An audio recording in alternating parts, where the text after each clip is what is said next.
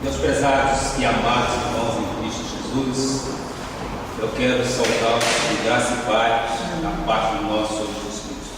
Aos internautas que nos assistem, graça e paz. Sejam todos vocês muito bem-vindos à Igreja Evangélica Cristo Vivo, a igreja que preza a palavra. Nós aqui estudamos, nós aqui confessamos e nós vivemos por fé. Porque a palavra de Deus diz: o justo viverá por fé. E este é o papel da igreja que acredita em nosso Senhor Jesus Cristo.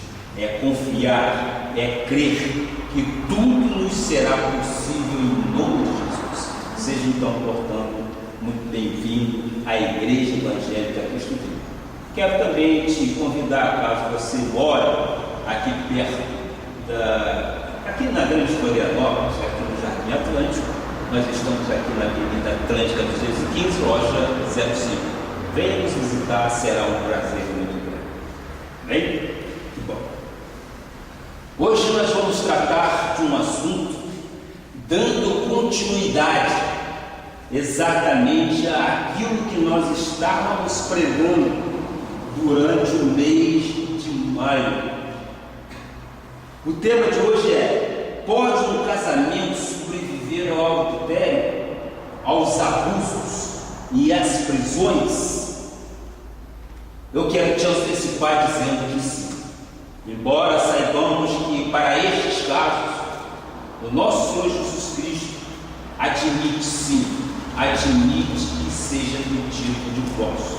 Mas nós vamos tentar mostrar aos amados e amadas irmãs deste ministério que há possibilidade sim de salvar e sobreviver ao adultério, que é um ponto máximo daquilo que Deus abomina.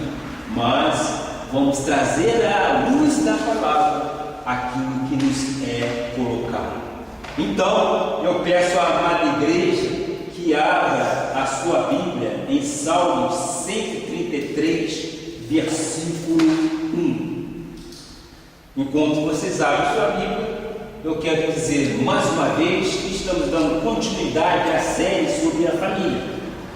Vamos desencadear os nossos pensamentos com assuntos que, para alguns, foram coisas do passado, para outros, é o que estão vivendo neste momento. Como um casamento sobrevive ao adultério, aos abusos e às prisões. Vamos ouvir Deus falar. Salmo 133, versículo 1. Diz a palavra: ó, como é bom, como é agradável viverem unidos os irmãos.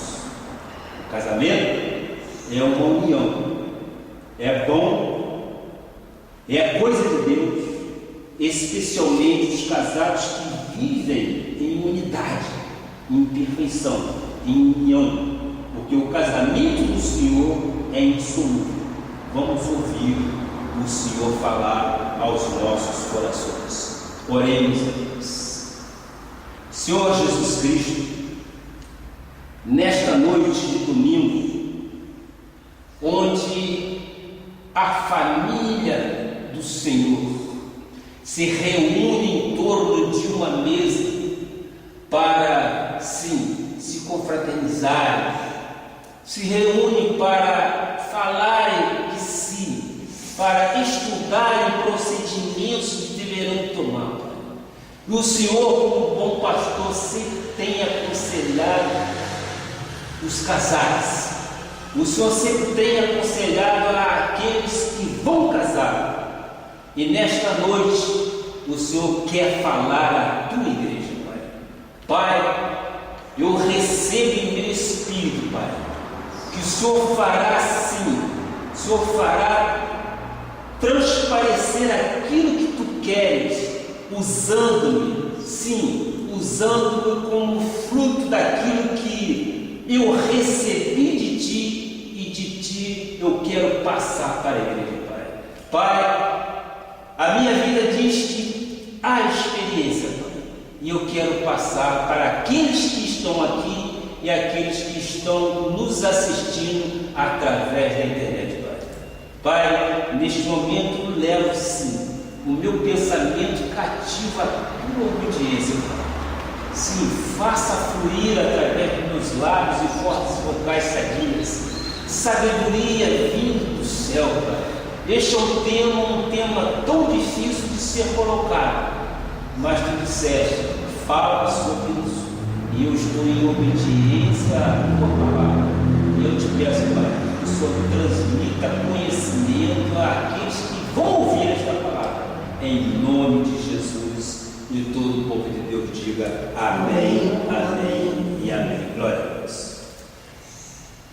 Meus amados irmãos, minha família espiritual, povo do Senhor, universal Assembleia dos Santos, primogênitos que têm os seus nomes arrolados nos céus, povo que é por cabeça, povo que sabe que contra ele não vale nenhum encantamento, povo que foi chamado para ser cabeça e não cauda, povo que foi chamado para usufruir os tesouros de Deus, predestinados desde antes da fundação do mundo. Que povo é este? Este povo somos nós, somos eleitos do Senhor, são aqueles que já foram por Ele predestinados para a salvação. Nós estamos aqui como filhos herdeiros das bênçãos dadas a Abraão, e nós, como co-herdeiros somos, temos todos esses direitos.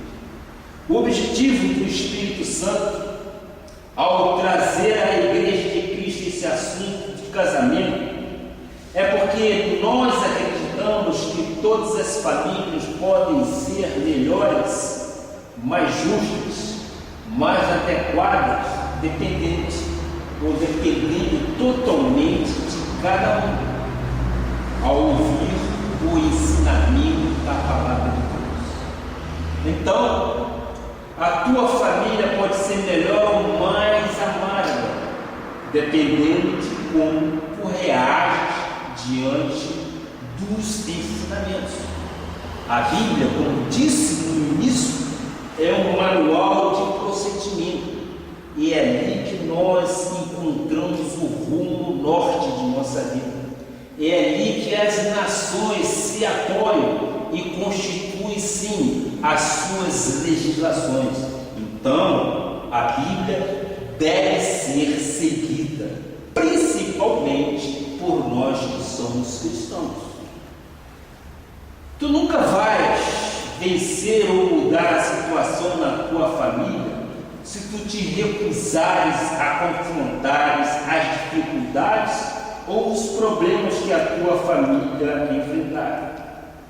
Eu sei que alguns homens e algumas senhoras, enquanto eu estiver falando de família, não virão à igreja, porque estão com receio do que Deus quer falar à igreja. Eu digo, não faças isso, não faças. Por quê? Porque você tem que ouvir aquilo que Deus quer dizer à igreja. Você tem que aprender exatamente a confrontar as situações para que possas ter um casamento melhor e não um casamento amargo. O primeiro pensamento que eu quero te transmitir é que tu não deves deixar o teu passado controlar o teu futuro. Porque, às vezes, as pessoas dizem, são tantos os problemas que eu enfrento no casamento que não há como solucioná-los. Então, é hora de tu aprenderes a praticar o comportamento do cristão, para que tu possas viver na terra o céu. E como é que se vive o céu na terra? Esta é uma pergunta. Como é que se vive o céu aqui nesta terra? quando se aprende a praticar os aspectos comportamentais que a Bíblia nos ensina. É necessário saber que ela possui ensinamentos que precisam ser praticados por nós, especialmente no que dizem respeito ao nosso comportamento como servos e servas de Deus. O Espírito Santo de Deus tem me dito durante esse período que são 42 anos de vida em comum que eu tenho. E o Espírito Santo de Deus me diz: fale sobre isso. A igreja precisa ouvir falar sobre isso. Sei que pessoas vivem dores imensas nos seus casamentos. Por outro lado, outros que já passaram por tudo isso e por começarem a viver e praticar os ensinamentos da Bíblia, viram o casamento sair de uma amargura para uma bênção. Então, vale a pena mudar. Quero te ajudar, sim, especialmente aqueles que estão em batalha, crise após crise, anos de lágrimas e conferidos no coração. Os ensinos da igreja são para gerar esperança, para trazer soluções, especialmente àqueles aspectos negativos do casamento. Quero mostrar que é possível ter um casamento melhor e recuperado, por causa dos ensinamentos da palavra de Deus. Tu terás a esposa e tu terás um marido vencedor, ou seja, aquilo que você sonhou para a tua vida. Quem é que casa pensando no negativo? Não, todos nós casamos e pensamos exatamente em quê? Em construir uma família sólida, em termos filhos abençoados por Deus, para que possamos sim dar graças a Deus pelas nossas futuras gerações. Isso é o pensamento normal e natural de qualquer um que casa. Então, onde começam os problemas de um casamento que geram tantos dissabores numa vida entre as famílias? Estou eu falando, repito, há 3 semanas. Há 3 semanas que muitas pessoas vão para o casamento com altas expectativas. Eu venho falar sobre isso. Elas esperam muito do marido, elas esperam muito da esposa, mas se casam com pouquíssima preparação. Isso é contrário ao que a Bíblia ensina. Quero lembrar que às vezes as pessoas estão mal preparadas, se casam e dizem assim: pastor, eu conheci um homem assim, pastor, eu conheci uma mulher assim assada. Somos contrários, mas os polos contrários se atraem. Já ouviram falar isso? É normal quando isso é comentado, mas essa, meu caro irmão, essa é apenas uma lei da física. No casamento, polos contrários não se atraem. Podem se atrair no amor, mas depois do casamento eles se repelem. Ninguém na obra de Deus pode imaginar que um casamento de polos contrários possa dar certo. Por exemplo, luz e trevas andam juntas? Podem andar juntas? Não, de modo algum. Sabemos também que as questões culturais e os costumes raciais podem gerar problemas. Por isso, deve ser observado. Por que os judeus não casam com as pessoas do Ocidente? Sim, não se casam com pessoas que não sejam judias, por causa dos costumes raciais. Os orientais não gostam de fazer casamento com os ocidentais.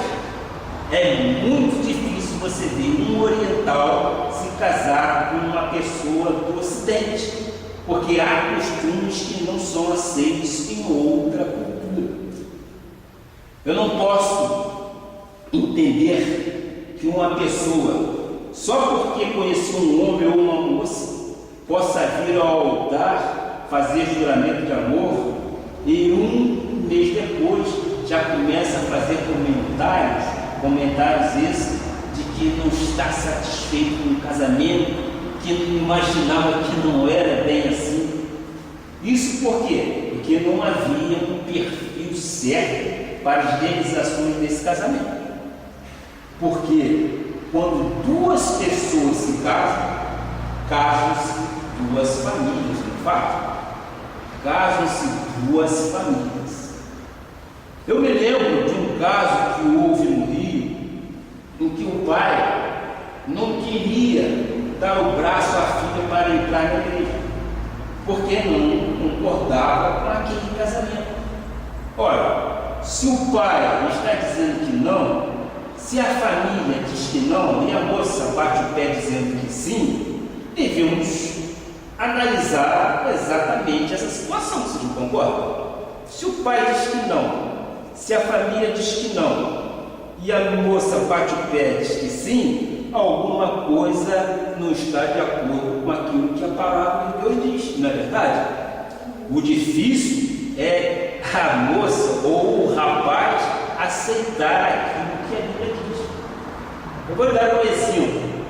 Exemplo disso é quando uma pessoa está preparada ou se preparando para tirar a carta de motorista.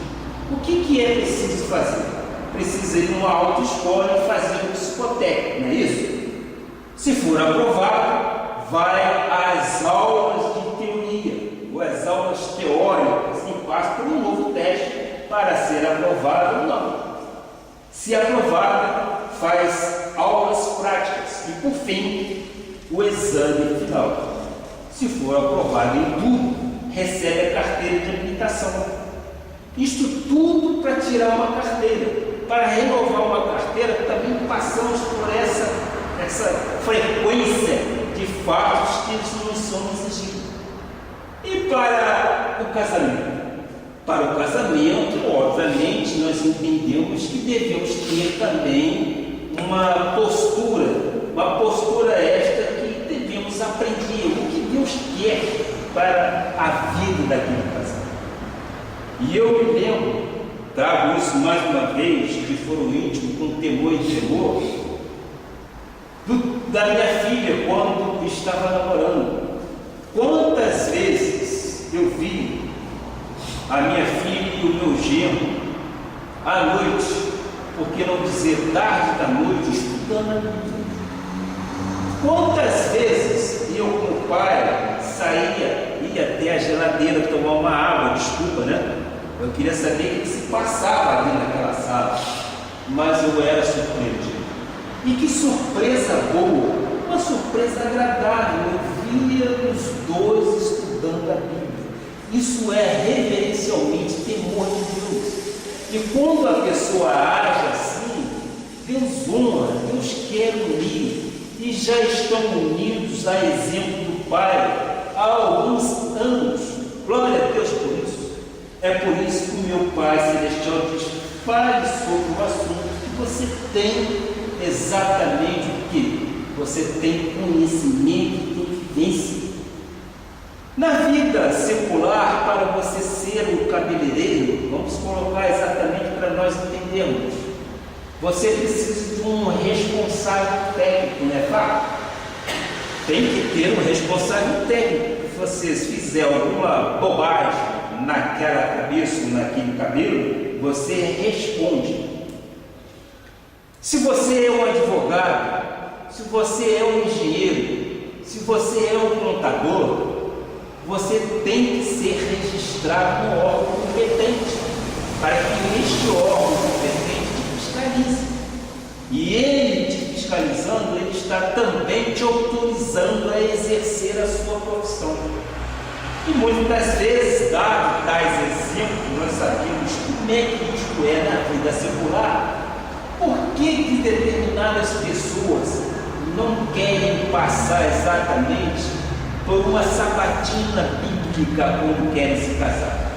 Porque naquele momento de namoro e noivado, tudo tudo são flores, tudo são coisas, que eu posso dizer, são coisas que desejamos mais do que queremos, mas com sabedoria, que é do cristão, deve sim passar exatamente por uma equipe ou um pastor credenciado para conversar, faz parte do casamento. E quando isto acontece, eu creio que será um casamento feliz.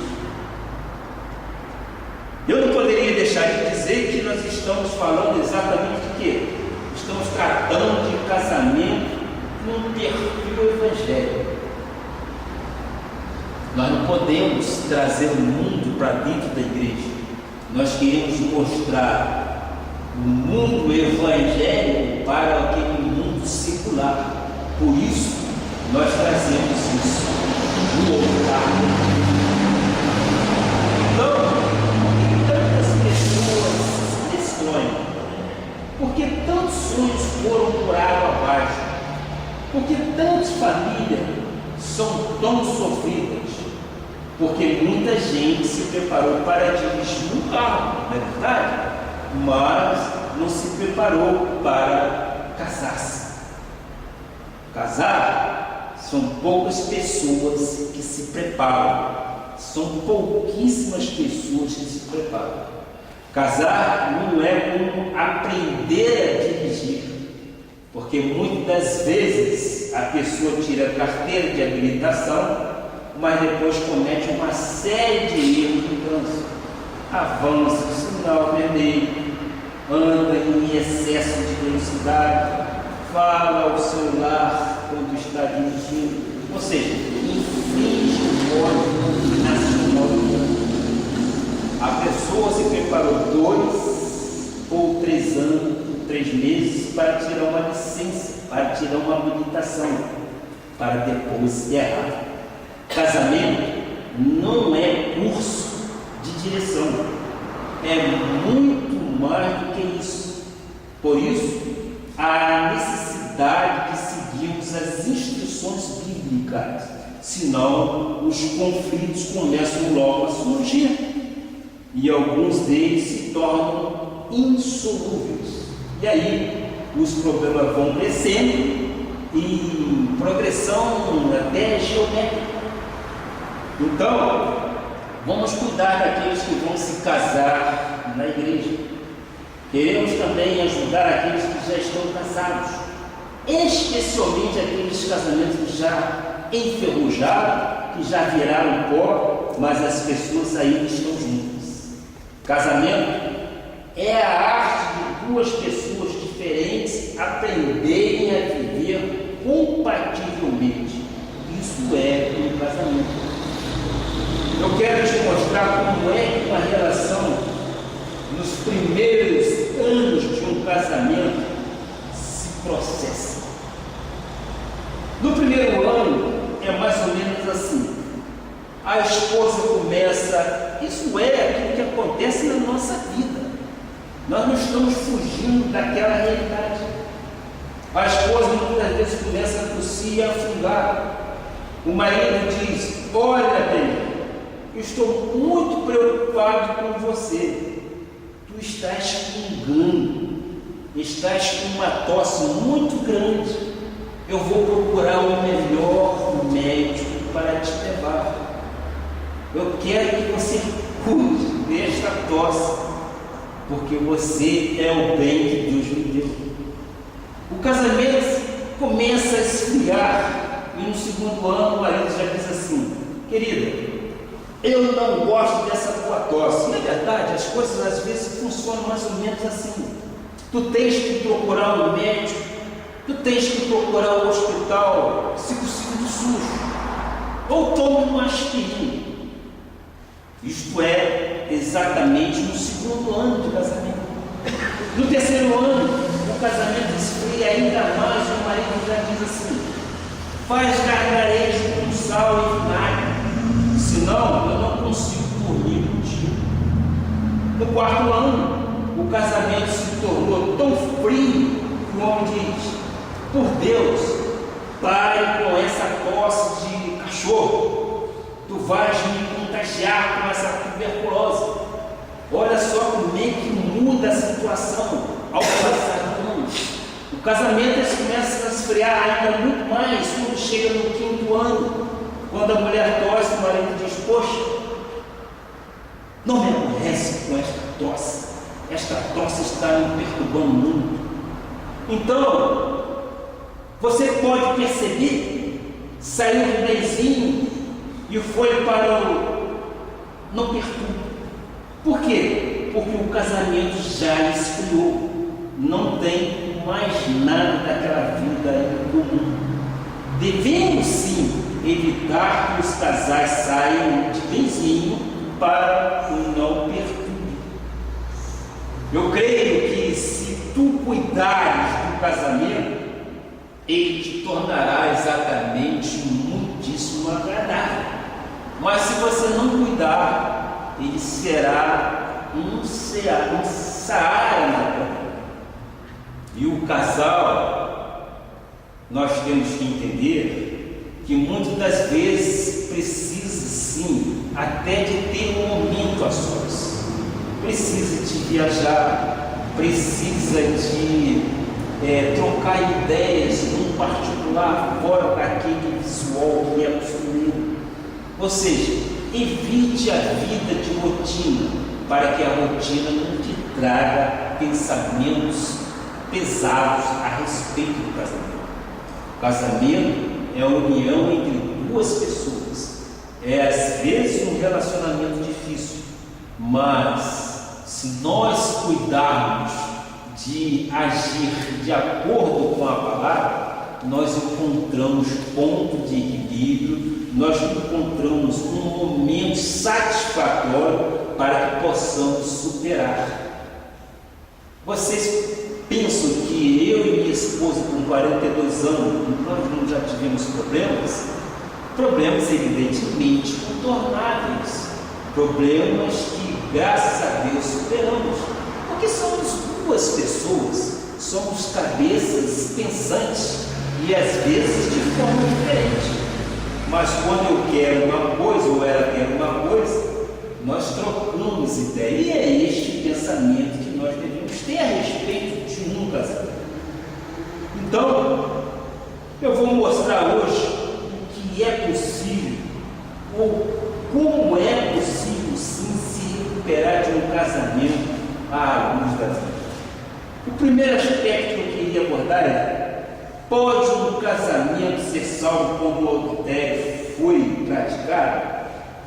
É difícil, mas pode. Quando falamos de pessoas que não têm o temor de Deus, o adultério é um fato corriqueiro, normal para a sociedade. As telenovelas mostram isso. Mas, quando se trata de coisas na obra de Deus, isso tem outro aspecto.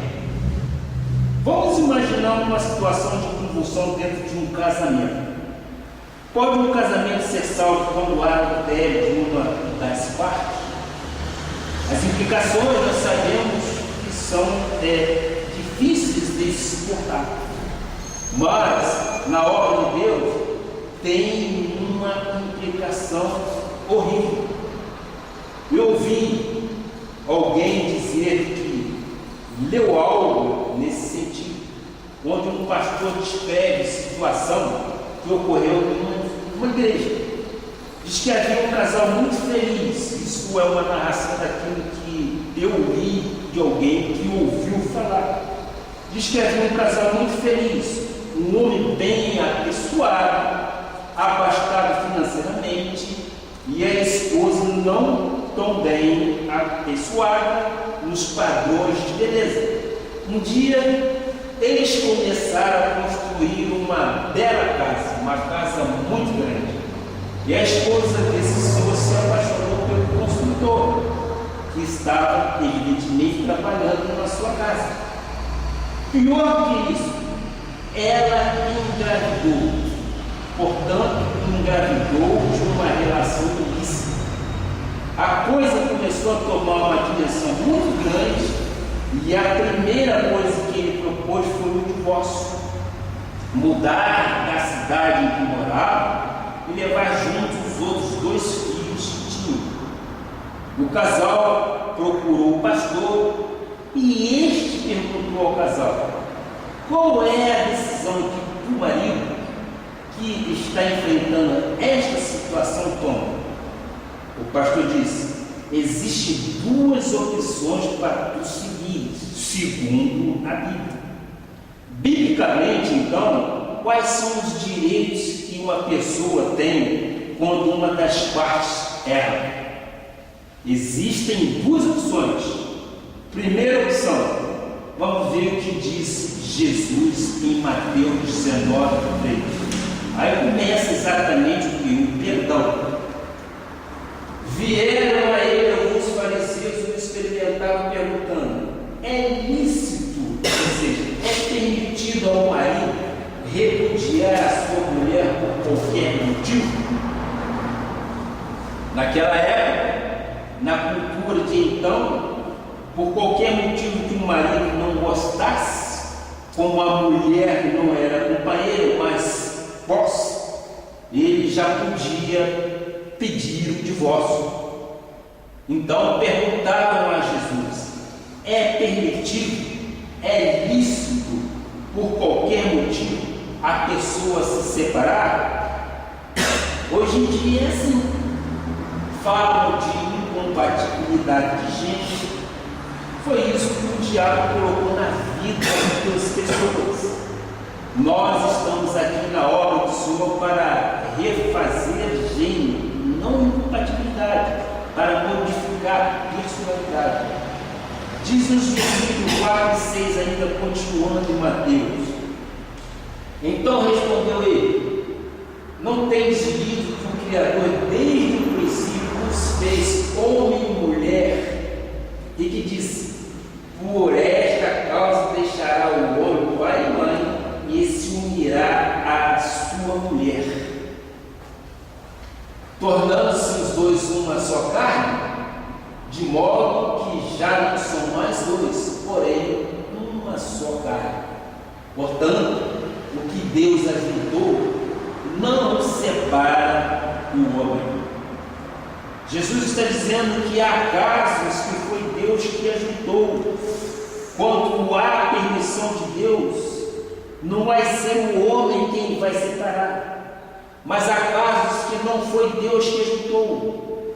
Quando Deus ajunta, o homem não pode separar. Veja nos versículos seguintes, 7 e 8, por favor.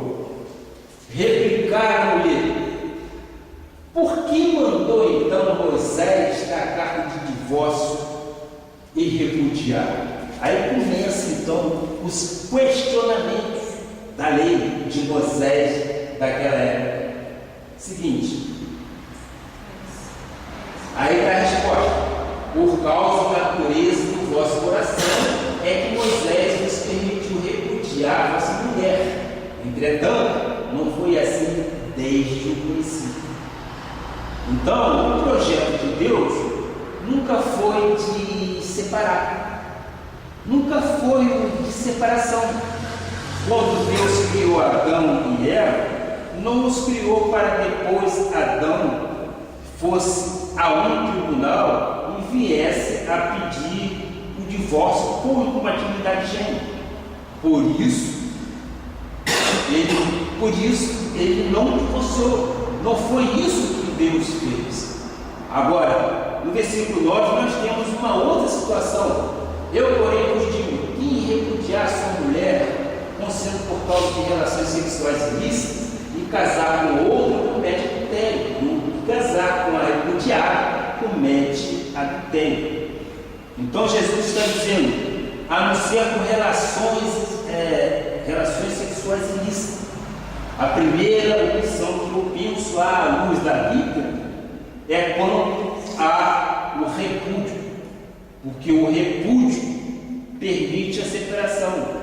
O repúdio implica em relações sexuais ilícitas. Malaquias 2,16 diz: porque o Senhor Deus de Israel diz que odeia o repúdio, e também aquele que cobre de violência as suas vestes, diz o Senhor dos Exércitos. Portanto, cuidai de vós mesmos e não sejais infiéis. Cuidai de vós mesmos e não sejais infiéis. Então, aqui estão as duas situações que biblicamente permite aquilo que restritamente, com tristeza, às vezes acontece, que é exatamente o adultério. O que é repúdio? Nós já explicamos isso, mas eu quero mais uma vez fazer uma colocação. É um homem e uma mulher, o homem e uma mulher são oficialmente casados. Uma das partes, conforme o caso que mostrei há pouco, nós vimos, por fora tem uma relação ilícita, uma relação sexual ilícita. Essa relação está fazendo com que o outro cônjuge repudie. E o próprio Deus repudia esta relação. Ou seja, se você é casado com uma outra pessoa, você jamais poderá fazer ou ter uma relação sexual fora do casamento. Isso é repúdio. E o repúdio Deus abomina. A outra possibilidade é quando há agressões mútuas. O casal não deve, não pode viver se agredindo. A pessoa que cobre de violência as suas vestes, Deus odeia. Nós temos que encontrar o equilíbrio para que possamos então viver em unidade, porque são duas pessoas que se ajuntam e essas duas pessoas têm que ter um ponto de equilíbrio. E é conversando, como diz o ditado, que se entende. Muitas das vezes pode ser difícil, porque já partiu para a agressão. E quando há agressão mútua, fica um relacionamento esboroado, fica um relacionamento difícil. O que nós temos que fazer é evitar isso. O homem que tem a ousadia de bater na esposa, eu particularmente não considero esse homem como irmão em Cristo. Eu o chamo de ímpio.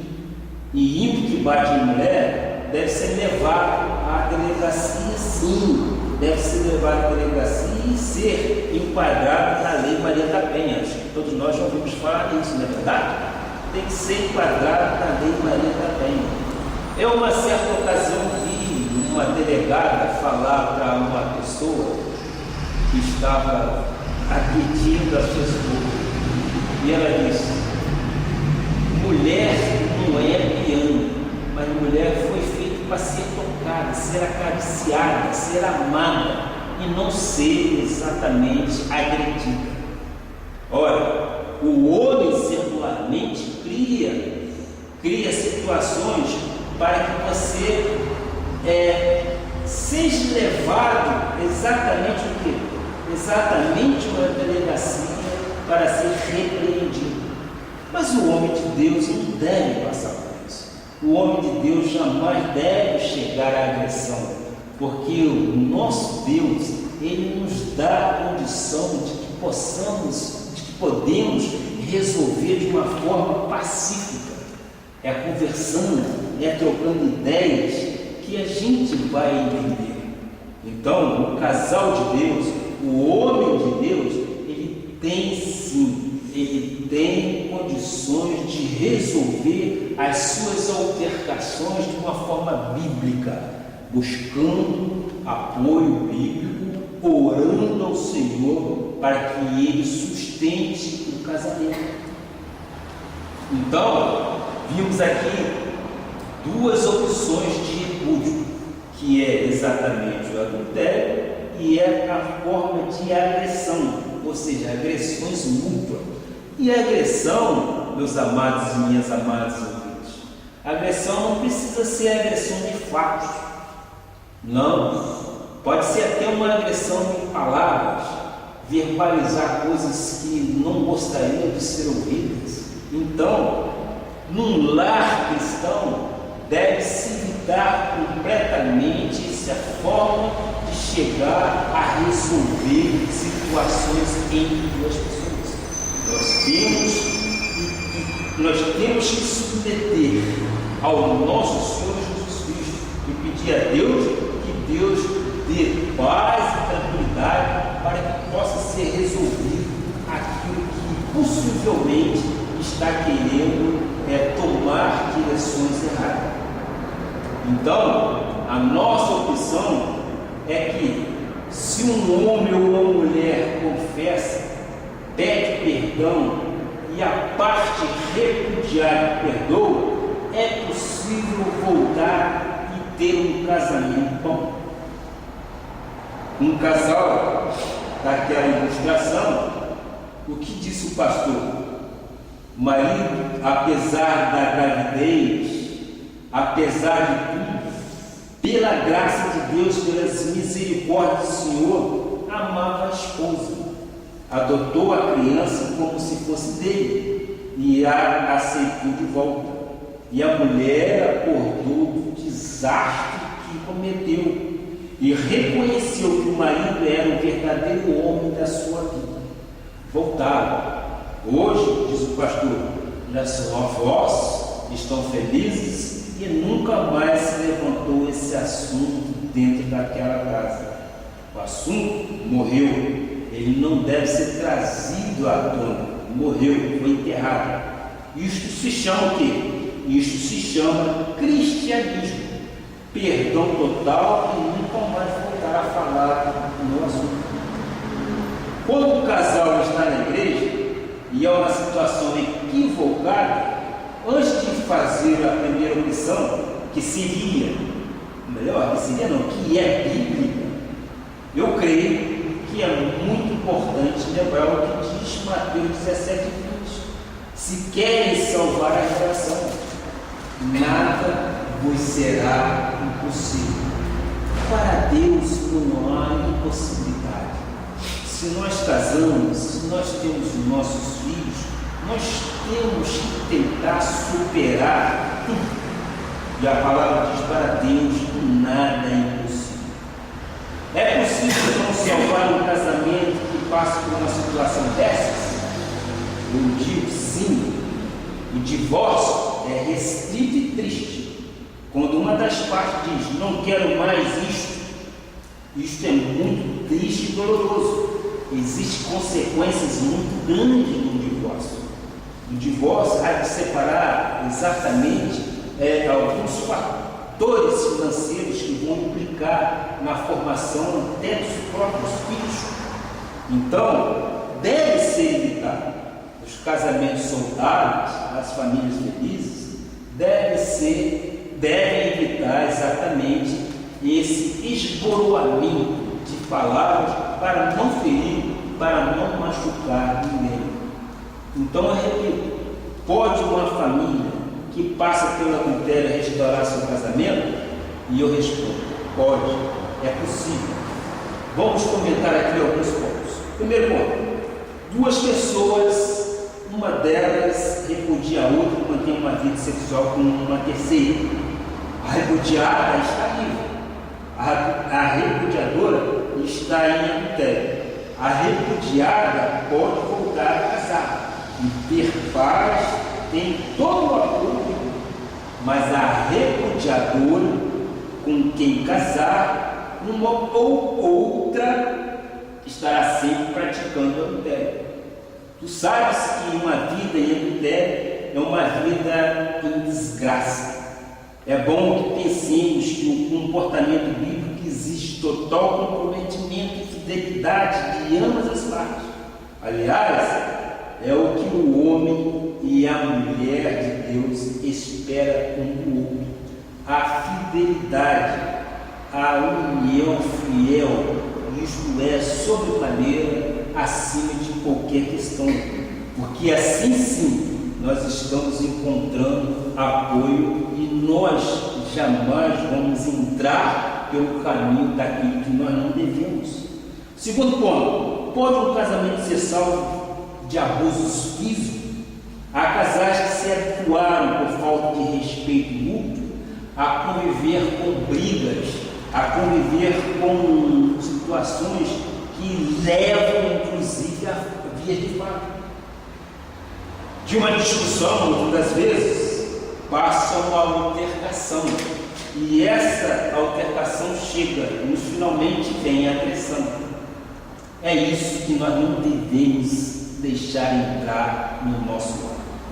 Nós temos que entender, meus amados e minhas amadas, o homem de Deus tem que saber superar situações para evitar exatamente esse conflito, porque o inimigo de nossas almas quer exatamente o quê?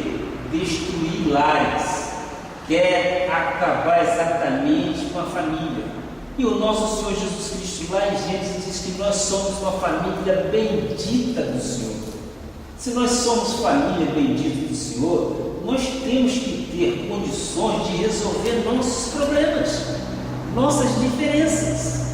E é por isso que muitas pessoas não estão hoje aqui na igreja, porque não querem ouvir isso. Mas nós temos respaldo bíblico e temos respaldo do Espírito Santo, que vamos falar sobre isso. Nós dedicamos o mês de maio exatamente ao quê? Ao mês da família. Nós somos uma família abençoada. Nós queremos construir um lar seguro. E para nós construirmos um lar seguro, nós não podemos fugir das responsabilidades ou dos fatos que acontecem. Nós não podemos pular etapas. Nós temos que, vamos dizer, entre aspas, encará-las para que possamos então resolvê-las. Ora, como posso eu então restaurar um casamento nessas condições? Eu quero dizer que o nosso novo nascimento em Cristo nos proporciona uma nova identidade. Paulo disse em Gálatas 2:20, Gálatas 2:20, por gentileza: logo já não sou eu quem vive, mas Cristo vive em mim. E esse viver que agora tenho na carne, vive pela fé no Filho de Deus, que me amou e assim mesmo se entregou por mim. Amém? Amém. Se Cristo vive em mim e em ti, temos uma nova identidade. Tu já viste Cristo bater na sua noiva? Evidentemente, a noiva é a igreja, não é isso? Nós nunca vimos. Tu viste Cristo com altercações, com empurrões para com a igreja? Não.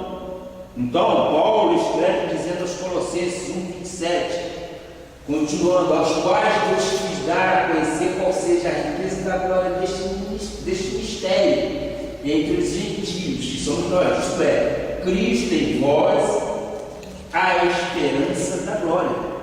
Cristo em vós, a esperança da glória. O plano de Deus é fazer com que o seu povo conheça este maravilhoso e glorioso segredo que ele tem para revelar a todos os povos. E o segredo é este: Cristo está em ti, o que te dá a firme esperança de que tu tomarás parte na sua glória.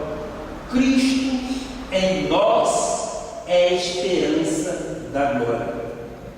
Há aspectos que são trabalhados pelo Espírito Santo para que o casal que casou fora da igreja e se converteu passe a praticar os ensinos bíblicos.